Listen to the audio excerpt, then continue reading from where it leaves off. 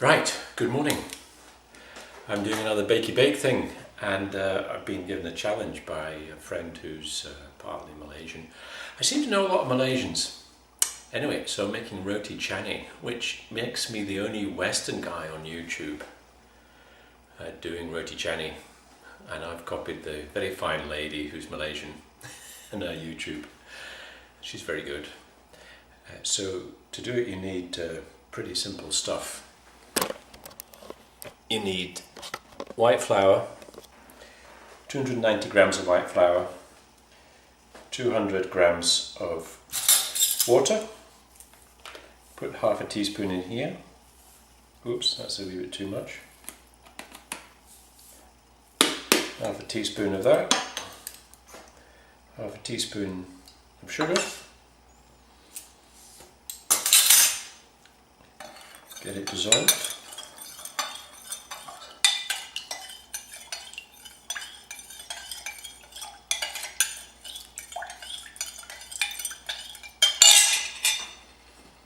Now, I did wonder about using strong white flour.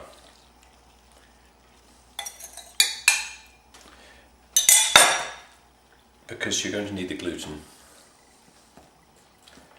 But so far I've only ever made this with plain. And you want it the right wetness, so I held back on the full amount of water there.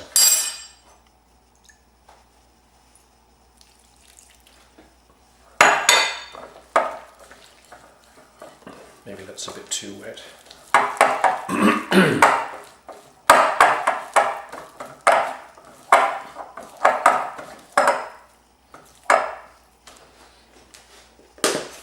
Yeah, a bit too wet.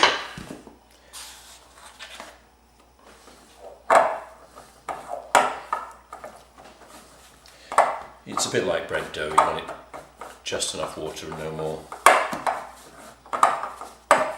It's got a really interesting way of generating layers of bread that you'll see in a bit.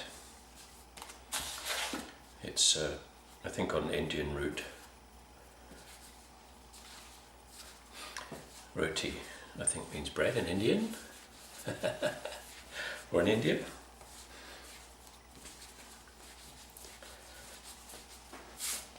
Right, that seems about right.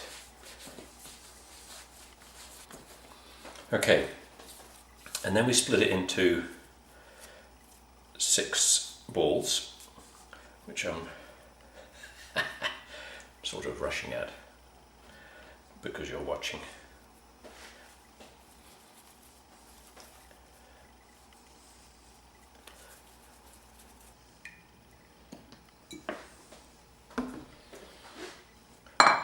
Right, having made the 6 balls, you then put them in a bowl of oil and leave them overnight, and the oil keeps them separate, and each one is going to make a bread. I don't know the singular Roti Canai. It's going to make a Roti Canai maybe. You don't get these in Scotland. So there's your 6. And here's 6 I made last night. So I'll just clean the worktop. Now comes the fun bit, where you get your worktop and you oil it.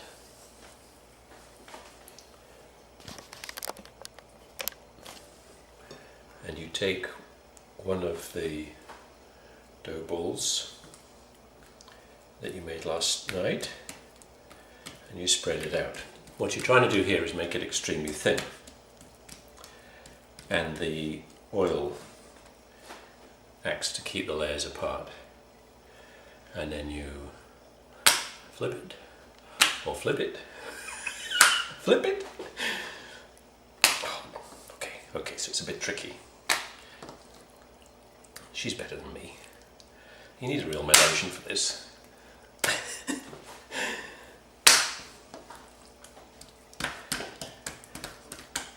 It's getting there. It's getting there. A few holes don't matter.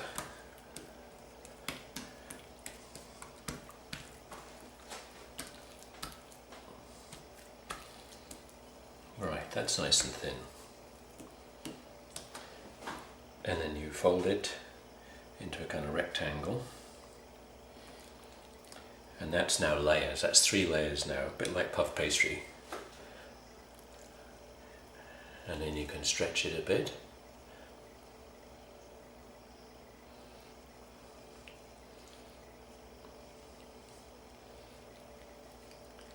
And there you are.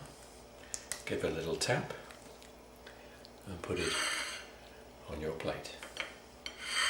So we'll do that again.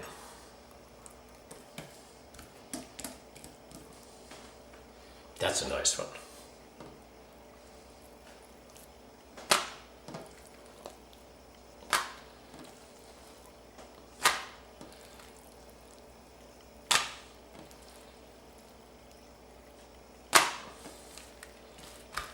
Oh, it's got worse. Okay.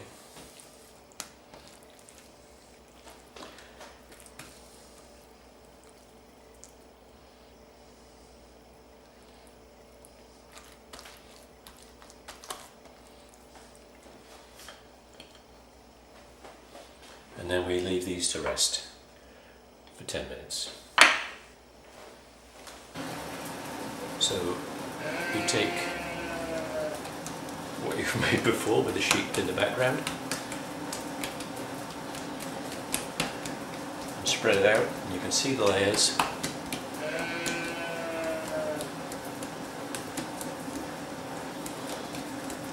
Let it rest a second and then we fry it. Get it nice and hot, get it oily but not too oily. And fry that little thing. Turn the gas back up. It start to go translucent. All the layers survive.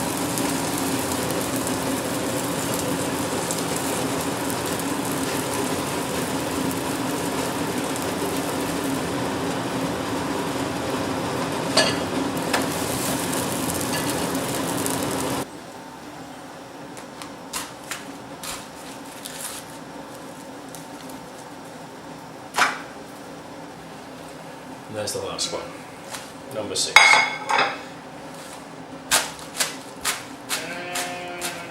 Crunch it up, break up the layers, put it on the cooling rack. Job done.